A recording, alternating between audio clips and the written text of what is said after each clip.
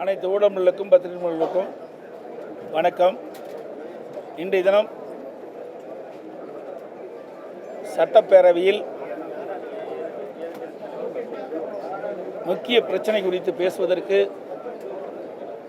மாண்பு சட்டப்பேரவைத் தலைவர்கள் அனுமதி மறுத்துவிட்டார். சட்டமன்றம் என்பது மக்களுடைய பிரச்சனையை பேசுவதற்கு தான் சட்டமன்றம். ஆனால் அண்மை காலமாக சட்டப்பேரவையில் எதிர்க்கட்சிகள் பேசுவதற்கு, பிரதான எதிர்க்கட்சிகள் பேசுவதற்கு வாய்ப்பு மறுக்கப்படுகிறது. அந்த வகையில் இன்றைய தினம் நடைபெறுகின்ற மானிய கோரிக்கையின் அடிப்படையில் தான் ஒரு பிரச்சனையை எழுப்ப நான் முயன்றேன். அது அரசுடைய கவனத்திற்கு கொண்டு சென்று அரசுடைய பதிலை எதிர்பார்த்து இந்த கருத்தை சொல்ல முற்படுகின்ற பொழுது எனக்கு அனுமதி கொடுக்க மறுத்துவிட்டார்கள். அதுவும் இதற்காக நான் அனுமதியே கொடுக்க முடியாது என்று திட்டவட்டமாக ஒரு சட்டப்பேரவைத் தலைவர் சொல்கிறார். எதிர்க்கட்சி தலைவருக்கு நாட்டு மக்களுடைய பிரச்சனைகளை பேசுவதற்கு முழு உரிமை உண்டு. இது சட்டமன்றத்துடைய மரபு, காலங்காலமாக கடைபிடிக்கக்கூடிய மரபு. அந்த அடிப்படையில் தான் மக்களுடைய பிரச்சனையை முன்வைப்பதற்குத்தான் நான் எழுந்து அனுமதி கேட்டேன். அனுமதி சட்டப்பேரவை கொடுக்க மறுத்துவிட்டார்.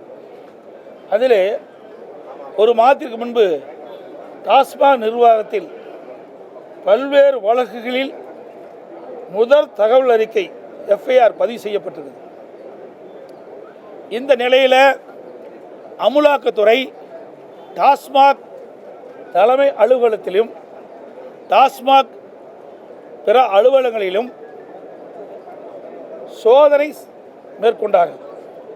அதோடு டாஸ்மாக் நிறுவனத்திற்கு சப்ளை செய்யும்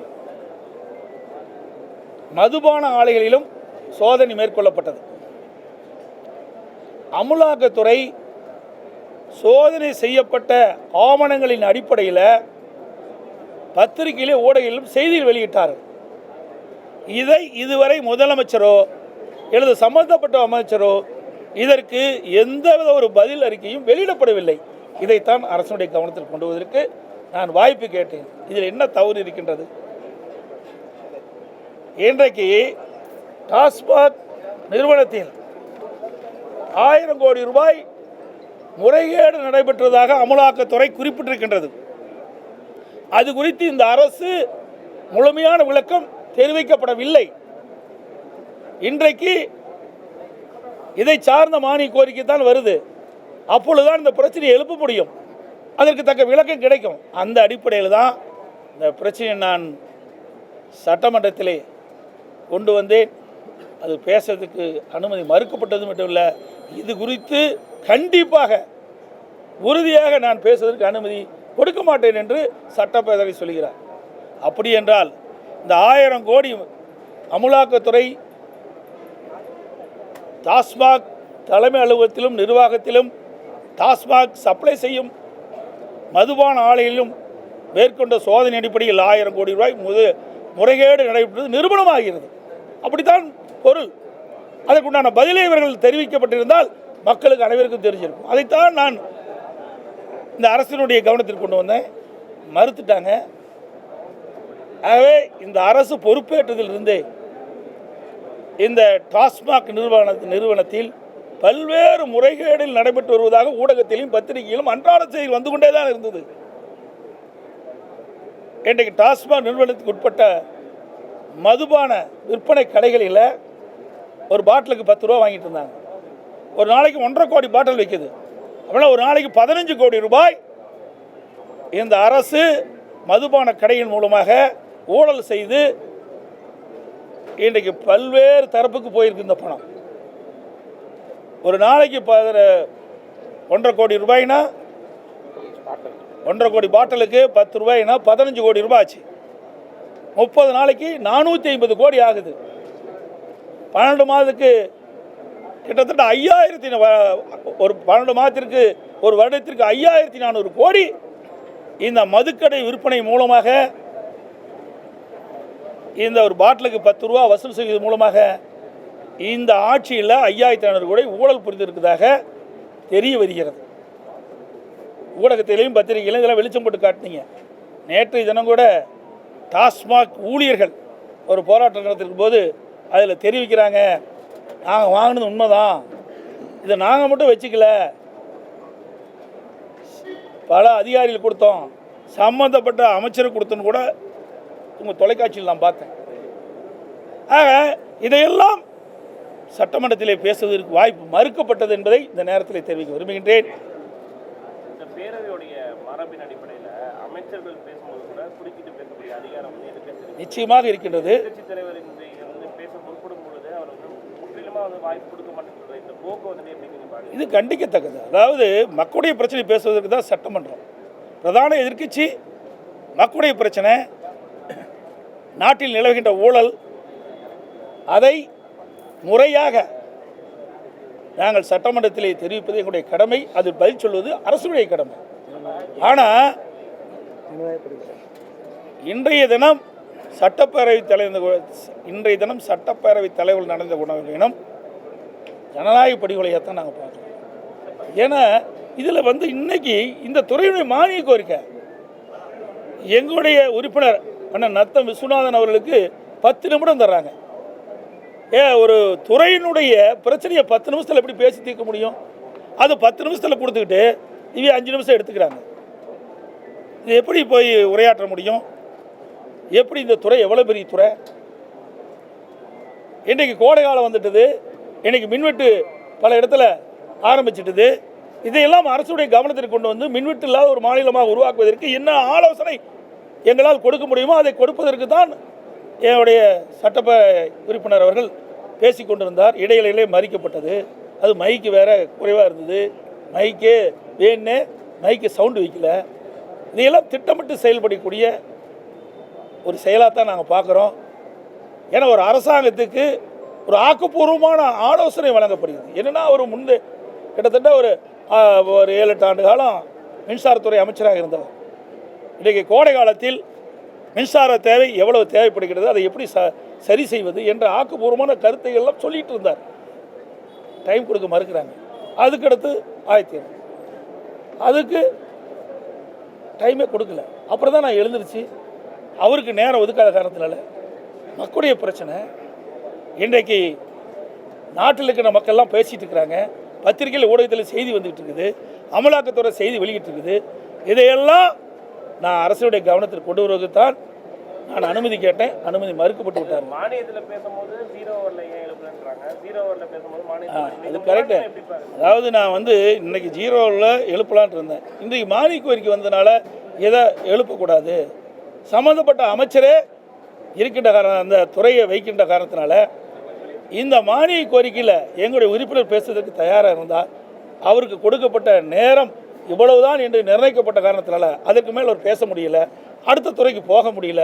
அதனால் நான் எழுந்து பேச வேண்டிய நிலைக்கு தள்ளப்பட்டேன். அதை சொல்லிட்டு தான் நான் பேசுகிறேன்.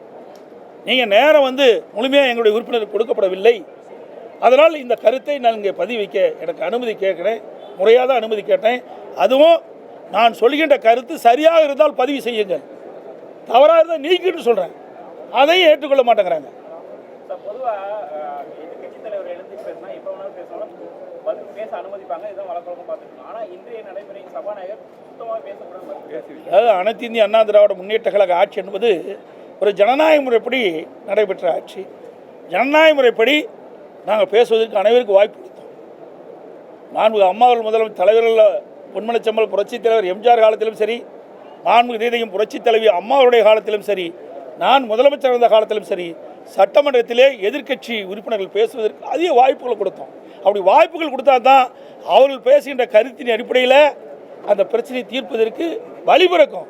அது ஒரு ஆரோக்கியமான அரசியலாக இருந்தது, ஒரு ஆரோக்கியமான அரசு செயல்பட்டது. இன்னைக்கு அப்படி அல்ல.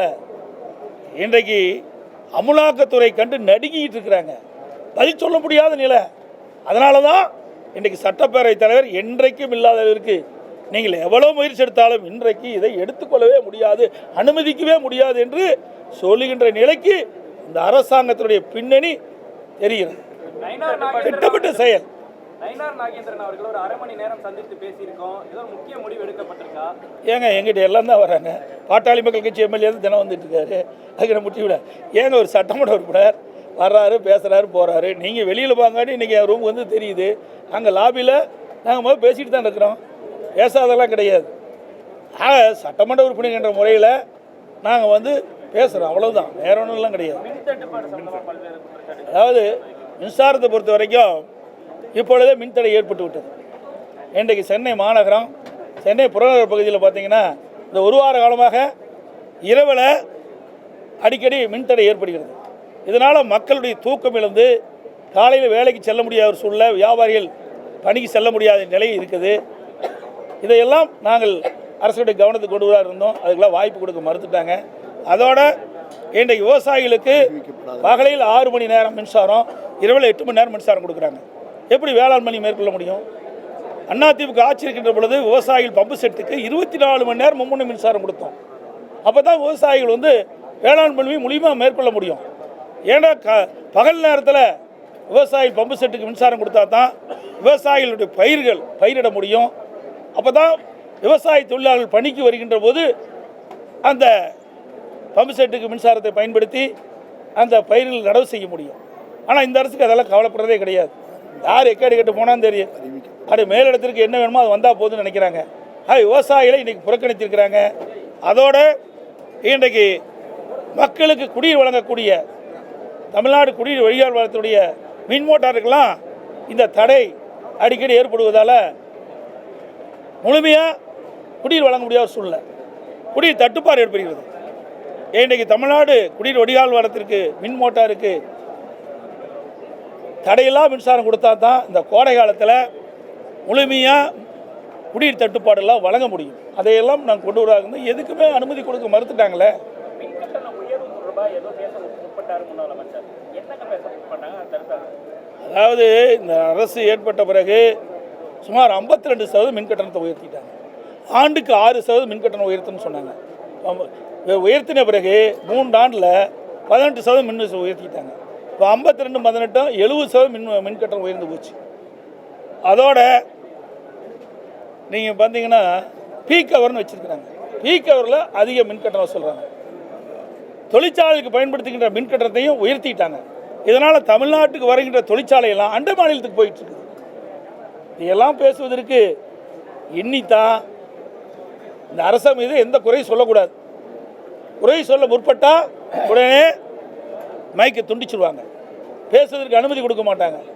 இதை திட்டமிட்டு இந்த அரசாங்கம் சட்டப்பேரவை தலைவர் மூலமாக எங்களை பேச அனுமதி மறுக்கப்பட்டு நாங்கள் வெளிநடப்பு தான் செய்யணும். அதை எதிர்பார்த்து தான் இந்த செயலை செய்திருப்போம் என்று நாங்கள் எண்ணுகிறோம். சார், மாதம் ஒரு முறை மின் கணக்கீடு செய்யப்படும் அப்படின்லாம் கூட தேர்தல் அறிக்கையில் கொடுத்துருக்காங்க. இப்போ கடைசி சரியான கேள்வி. 2021 சட்டமன்ற பொதுத் தேர்தலும் போது திராவிட முன்னேற்ற கழக தேர்தல் அறிக்கையில் குறிப்பிட்டிருந்தாங்க, திராவிட முன்னேற்ற கழகம் ஆட்சிக்கு வந்தால் மாதம் ஒரு முறை கணக்கீடு செய்யப்படும் என்று. ஆனால் ஆட்சிக்கு வந்து 4 வருஷம் ஆச்சு, 5ஆவது வருஷம் வரப்போகுது, இது வரைக்கும் நிறைவேற்றலை. இது மக்களும் கேட்குறாங்க, ஊடக நண்பர்களும் பத்திரிகை நண்பர்களும் கேட்டுட்டு தான் இருக்கிறீங்க. பிரதான எதிர்க்கட்சி நண்பர்களும் நாங்களும் சட்டமன்றத்தில் கேட்டுட்டு இருக்கிறோம். ஆனால் இந்த விடியா ஆட்சியில் மக்களுடைய பிரச்சனையை அவர் பொருட்படுத்துதில்லை. 2021 தேர்தல் அறிக்கை மக்களை ஏமாற்றி ஆட்சி வருவதற்காக வெளியிடப்பட்ட அறிக்கை என்பதுதான் இதிலிருந்து தெரிய வருகிறது.